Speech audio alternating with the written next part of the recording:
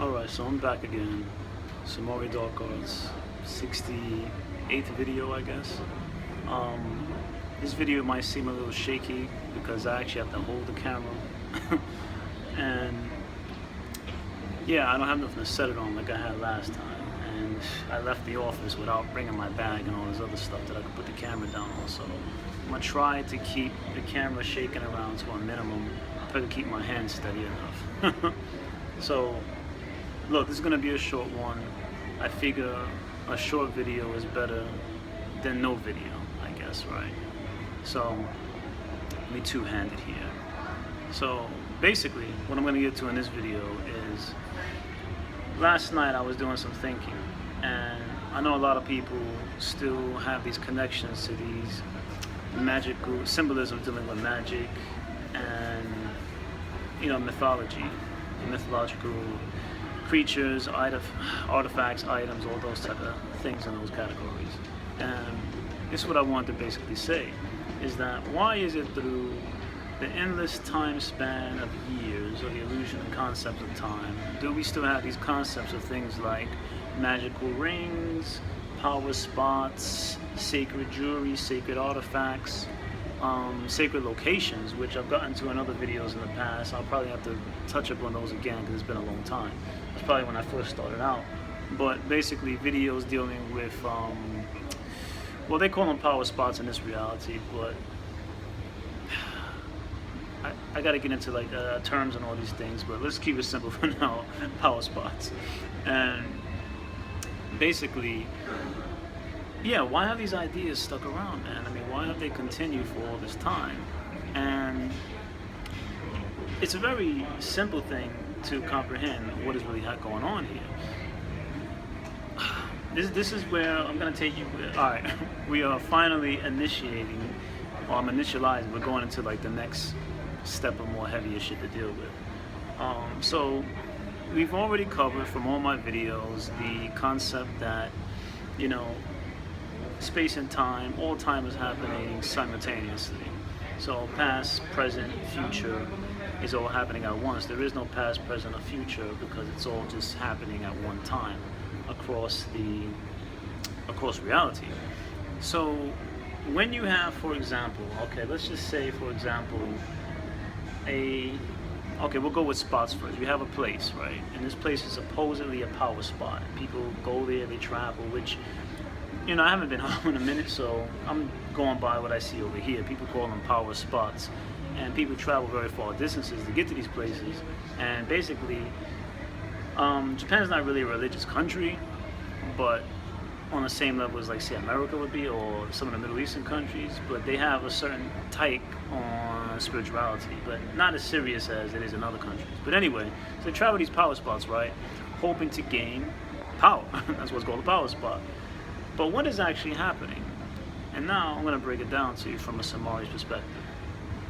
Basically, what you have is a place where, at some point in time, according to people's understanding of it, this place was a conduit for spirituality, for power, for knowledge, whatever have you.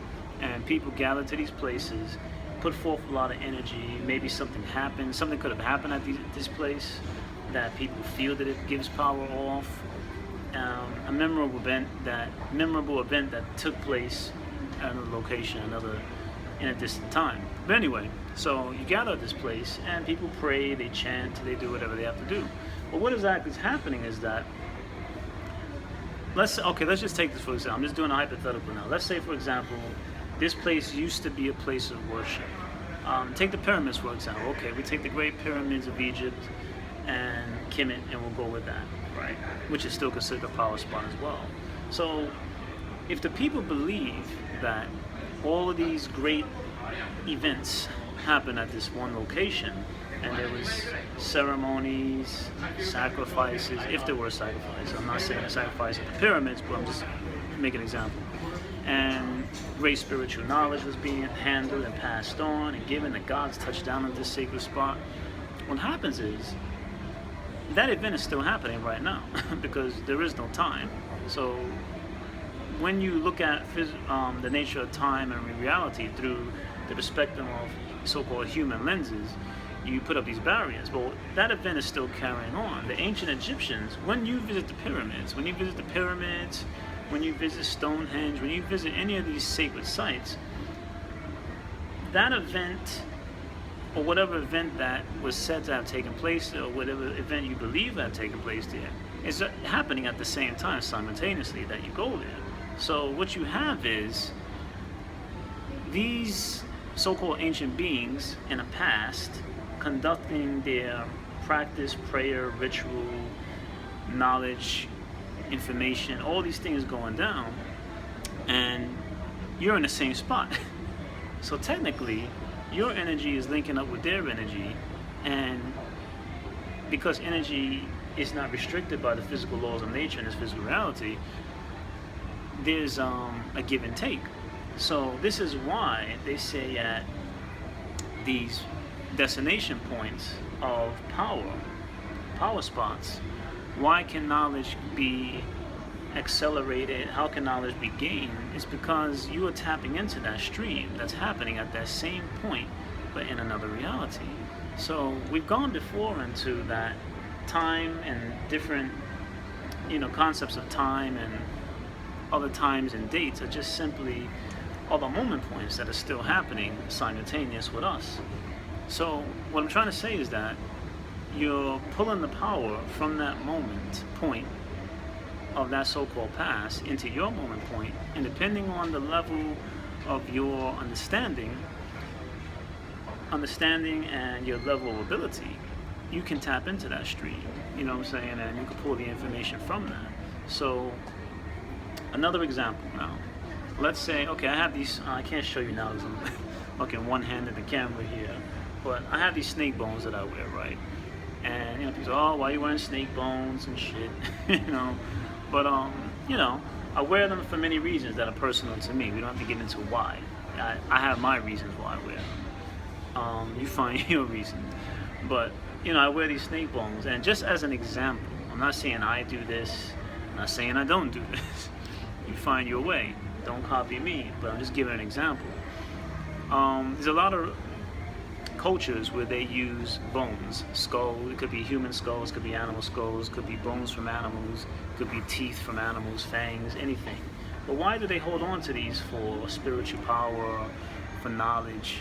Well, one thing is that, okay, let's just say, for example, I have these snake bones, 2 sets of snake bones around my neck under my shirt. If I want to do a practice and tap into that power of the serpent during my meditation or during any practice that I'm doing, where I'm trying to focus or get perhaps, let's say, a different perspective, a different point of view, I want to tap into that animal energy and see the world through the serpent's eyes, basically, what I'm trying to say is, this snake, the remains that I have, the snake is actually still alive in another reality.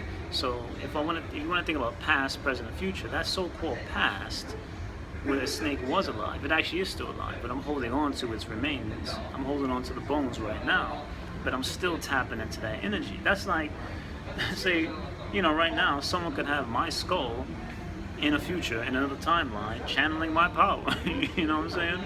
And it's like, I'm not even aware of it. A person cannot be aware of it if they're not in tune with reality. So I've gone into the past in other videos where I talked about being channeled and summoned from other realities, and not so much in a traditional sense where you have the seance and the candles and someone's going, I am the great Bixby or whatever, but more in a sense of like, in my out-of-body states, or even it wasn't an out-of-body state. One experience I had, it wasn't even out-of-body. I was simply just doing something unrelated to meditation or anything, and I got this strange feeling, and I had to sit back, relax, close my eyes, and when I did that, non-physically, not out-of-body wise, I was pulled into this other situation where when I went into it, I documented it. I can't remember all the details now, but anyway, when I went into this reality, it was kind of like a fire. There was a group of people, I was in the center, and it seemed like a type of ritual where I was summoned. And there's just the point that I'm trying to make, is that in another timeline, another alternate reality, I could be dead. Well, much like I am dead in this other reality, these people possess something of mine. It could be my bones, it could be something personal from me, it could even be my own jewelry. You know, I wear tons of jewelry. And this is what I went into, like, this is what I'm trying to say as far as like artifacts, you know. Anything you wear that's a part of you goes into it. So let's say, for example, that in this other timeline, they were aware of me, say, 500 years ago, 1,000 years ago, and the knowledge that I've been dropping on the internet, right? So they get a hold of this, and they realize that I have all these artifacts. So in this other timeline, you know, in this timeline, I may, you know, nothing may blow up. I'll just be another fucking guy on the internet. That's it. And in this other alternate timeline, I became something big, of a kind of spiritual deal or whatever, and there was a lot of whoopla going around about me. And they got a hold of some items of mine, could be any of my rings and my bones or anything, and they're pulling that power. So they want to get in contact with me, or at least a portion of me. And because that energy still exists, it always exists, it's eternal, when they perform their little ritual, and you know, basically what the ritual is a group of people coming together and putting all their intent and putting forth their energy and belief that they could actually pull me through, they succeed. And it manifests itself in, I'm just here in my normal reality, I feel like, oh shit, I gotta take a break, I gotta sit down. And when I close my eyes, I go out of body, and from their perspective, they're summoning a ghost of SUMARI, Toro. But technically, they just fucking pulling me from my own reality, man, you know. But being that they won't get me physically, they're only going to get a ethereal, you know, manifestation of me, non-solid. From their point of view and their perspective, it's gonna be a ghost. You see what I'm saying? How this stuff works? So, quick side note: every time people claim to have seen ghosts, it's not always a person who's dead. It could be a person coming from other reality, or entities, individuals coming from other realities, and based on how they present themselves, we just call them ghosts. But it goes much deeper than that. Anyway, back to the story. So yeah, they could be pulling forth my energy or anybody's energy, and this goes into all the other stuff that we deal with now. So you have, like, you know, people in voodoo and hoodoo, and they call for Papa Legba, Baron Samedi. People who still deal with the old Egyptian mystery, they call forth the gods Seth, Thoth, Isis, Ra. All these entities. It could be any of them from any culture specifically. I'm just giving you some examples, but those entities are still alive. And this is where it gets tricky at, right? Because it's like, people say, well, what if those entities were not real? What if they were just figments of people's imaginations, you know, just mythology, have no bearings on real reality? Well, this is part where it gets interesting, is that just because they did not exist physically in this so-called official timeline of consciousness doesn't mean that they don't exist. And we've talked about this in the past, that all thoughts are manifest, if not in this physical reality, in other realities where their makeup would be possible, whether it's physical, non-physical, or whatever.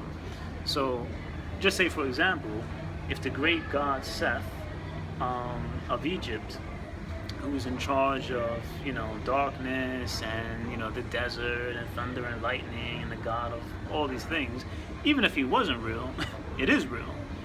It manifests itself into this other reality where people believed it was real. So that's why, you know, this whole concept of linear time doesn't really hold weight, because when you get into these subjects, you're going to start bouncing and breaking barriers that if you stick with linear time, you're not going to get it. You're going to miss out. So anyway, if people believe in this great god Seth and they summoned it forward, because they believed in it, it automatically created that timeline. This entity was given life, and in its timeline, it performed whatever actions that these people believed it did, therefore it became real. So, yeah, man. God, that's my thought, sorry. But yeah, so my point back to what I'm trying to say is, like, yeah, items, all time is simultaneous. All time is simultaneous. Once more, all time is simultaneous. All times are happening right now. So when you visit Kemet or Egypt and you walk through the Great Pyramids, you touch the walls and you lay in the sarcophagus, if you're able to in the gardens not around, you're laying right in the middle of whatever rituals or lifestyles were going to be performed or lived through at those exact times. They're not aware of you. They could be aware of you though, in that so-called past, if they are in tune with the nature of reality. Or they may be just like how most people on the planet are, completely unaware and not even knowing what's going on. So, yeah. So when you get into this whole concept of summoning, calling forth entities, tapping into, basically all you're doing is tapping into that entity's official line of consciousness, and you're pulling forth a portion of their reality, a portion of their entity comes through. And it depends. I mean, it could be completely aware of your existence, of what's going on, and you could interact with it, or it could be just a portion of it that is as clueless as you are. But yeah, that's basically all I really wanted to get into here. I might have to make a part 2 to this, because like this goes really heavy. Like this little bullshit 20-minute video that I'm probably gonna put up, nowhere even touches. It doesn't even scratch the surface. I'm just giving you guys like, direction of what the conversation could lead to. But pretty much, humans. This whole idea about humans. I decided that from now on. I may have said this in another video. I don't remember, but I decided from now on, when I use the term humans, this is what it means for me and for myself. Human means basically what we're gonna have is multidimensional beings who are unaware of the multidimensionality. So when I refer to someone or some group or something as human, if I say these humans don't know shit about these humans, whatever, anytime you hear me say humans, I'm still talking about our other brothers and sisters. We're all related, and as I said in the last video, but basically you're talking to yourself. I'm you, we're all part of God, we all are God. But there's always going to be those portions of multidimensional beings that refuse. Some are unaware, many refuse to accept the true nature of their reality. So I'm going to just call those guys humans. And take it however you want. Oh, that's derogatory. Oh, you're putting people down. Oh, well, because basically if you don't want, who doesn't want to accelerate their consciousness? Who doesn't want to think from a higher level, have their consciousness function at a higher level of reasoning, thinking, and ability? I mean, who doesn't want that? So if someone comes forward and says, listen, this is my experience, and I believe that if we at least sit down and discuss these topics, it will accelerate your consciousness, and we could tap into some other things. I don't need that shit. I'm in the real world. Well, if you think like that and that's how you feel, I feel sorry for you, man. You're just a fucking human, and that's why you go through all the shit that you go through and stressed out and why is my life like this? Because you refuse to get into these deeper subjects.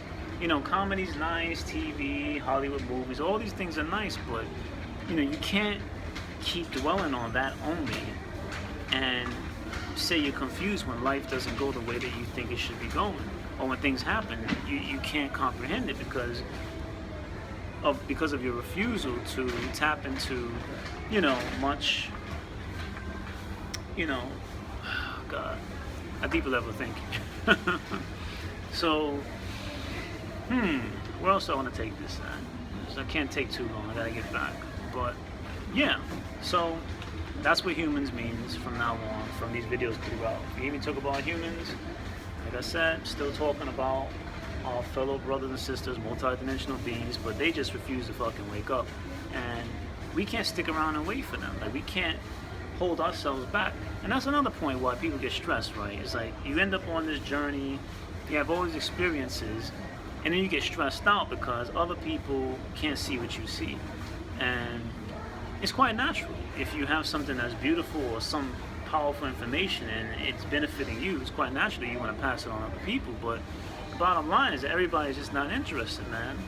And I know, because I've been there and I'm there always. It's like, only thing is I don't get mad anymore. Like in the beginning, when I first started to remember who I was, it was like I wanted everybody to know about this shit, and I would get irritated if they weren't interested. I mean, it's pretty frustrating if you're like, yo, man, I'm crossing barriers of space and time. I'm having this whole multi-dimensional experience of the other reality. And they're like, oh, man, fuck that. I want to watch football.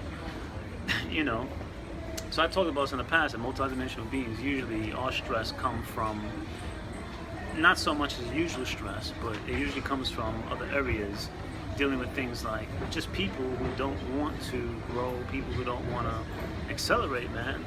And you know, when you're operating on these higher levels of thinking, it's kind of hard to digress, and like, you know, you go into, you know, usual bullshit talk, man. But you know, anyway, so yeah, so I'm bouncing all around this video. I'm gonna bounce back now to this idea of simultaneous time and power spots, and you know, pulling forth energy from certain artifacts and items. So anyway, excuse me. Now, okay, somebody sent me some questions through YouTube. I will address them. I apologize. I was gonna address them today, but I brought my iPhone out instead of my iPhone and my iPad, and I was gonna use one to read the questions and the other to record. Obviously, I only have one, so I can't remember what your questions were.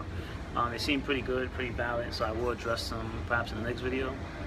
And quick side note, on Facebook, I had a little thing with somebody in one of the comment section. There's this page called Lucid Dreaming something, I don't know. Somebody referred me to it, so you know, for fun, I said, well, let me just throw my video onto the message board and see what happens. And this guy came to me and he was like, now I don't know if he meant it. If you meant no harm, my friend, I apologize, because I don't. This is why I don't like the internet sometimes, because things get construed. But basically, I'm going to use this example, this conversation as an example for other things that could be related situations. So anyway, real quick, because I gotta go. He was like, oh, well, his first comment was, well, why are you wearing skull rings? What's the symbolism? And I basically responded. I mean, I think I responded in a phrase that I think is pretty normal. You know, I was like, look, I don't get into symbolism. I don't really do symbolism because it's very subjective for each individual. And I'm paraphrasing now. This is not exactly what I said, but it's similar. So basically, it's subjective for every individual. And basically, one, I wear them because I want to wear them. That's it. You know. Now, if you want to get more technical, I could say that each ring on my finger symbolizes an alternate personality in another reality that could be non-physical, or an alternate timeline, or just another dimensional being, entity part of myself, and some shit like that. And I was sincere, that's what I meant. And you know, his comment after that was like, what are you smoking, ha ha. And I'm like, you know, this is a person who's hanging out in the lucid dreaming chat room. you know, his page is pretty much like, you know, meditate day, think freely. So, you know, from my perspective, it's like, not like I said, if you meant me no ill harm, I apologize, but I still got to use that as an example if you were serious or not for others in the future. You know, don't attack me and say, oh, you know, what are you smoking, what are you this? Because, you know, people like this, basically, they want to understand, they want to go deeper, but they don't want to accept, you know, the possibility of other people talking about these things as if, like myself, who's already been through it, who's still going through it, but I have a pretty good understanding, or I wouldn't even say that. I have a understanding, because it's always changing. Reality's always changing. So I'm not going to say I know everything or I know a lot. I know more than most individuals, let's put it like that, but hardly close to knowing it all. But anyway, so yeah, man. So basically, yeah, that's how he came at me. And I'm like, well, you know, so I said what I had to say, and he came back with all this stuff. Well, you know, human beings are like this, and we use symbolism and the monkey mind and all this shit. I don't know, whatever. And I'm just like, look, brother, you know, I mean, hey, whatever you want, man. I mean, I don't know what you want to do, if you're trying to single me out or call me out or whatever. And then he kind of went into like, well, you know, I'm 66 years old, and I've been meditating, I've been lucid dreaming and going out of body since I was 19. And I'm like, all right, well, good for you. You know, I mean, this is not a contest, but if you want to take it on that level, in this physical reality, I sort of told everybody, I started lucid dreaming, conscious dreaming from, I think it was like 5 or 6 years old. I went into it in my past videos. So, you know, if you want to start going into that, I mean, trying to outrank each other, it's kind of pointless, because technically, see, this goes back, and I finish it off with like, look, man, you know, obviously you haven't watched any of my videos because you would know that what you're saying is like, it's completely no connection to me. You're trying to get into this is how humans think in a human monkey mind, and I'm like, I'm not even dealing with that kind of shit, man. You know, my videos, that's some real Darwinism shit. So I don't go that route. You know, I'm on another level. But anyway, you know, I guess we didn't argue. I mean, it finished off pretty decent, you know. So like I said, if you meant no ill harm, I apologize. If not, then whatever, you know. But basically, I gave that story as an example for future people who decide they want to come at me and, oh, you're telling a lie, and why are you wearing rings? What does this mean? What does that mean? It is what it is, man. And this is why I don't do symbolism, because, you know, his basic theme was a skull. Or he was like, skulls are the symbol of death. Why would you want to wear that on yourself? Because that's what you're portraying to people. I'm like, well, that sounds ignorant, because basically I can't understand why people say skulls are symbols of death when every fucking person on the planet is walking around with a skull. And it doesn't make sense to say the skulls are evil and a symbol of death when we all have skulls. And like, that's another perfect example of things being twisted. So this is why symbolism is complete nonsense, because in one culture, to one person, a skull is a symbol of death, they will never wear it. In another, skulls are revered as ancient power and knowledge and wisdom. So to each his own, is all subjective, man. But I gotta get out of here because the time is coming up. Yeah, I'll probably post this video. I don't know what it's gonna be called. I'm gonna post more videos coming up. I just want to keep to my word that I said I'm gonna be making videos. They may not be as long right now as they used to be, but I guess it's better than nothing. All right, SUMARI to everybody out there, and I'll catch up with you guys later.